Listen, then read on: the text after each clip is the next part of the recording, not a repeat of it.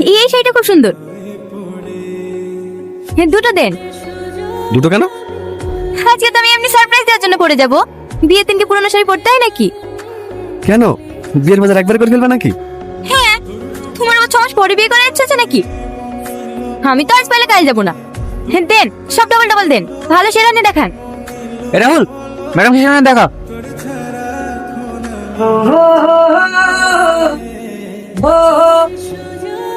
কেমন লাগছে? খুব সুন্দর লাগছে। যাও, এবার তুমি যাও। আমি? যাও। কেমন লাগছে? অনেক সুন্দর লাগছে।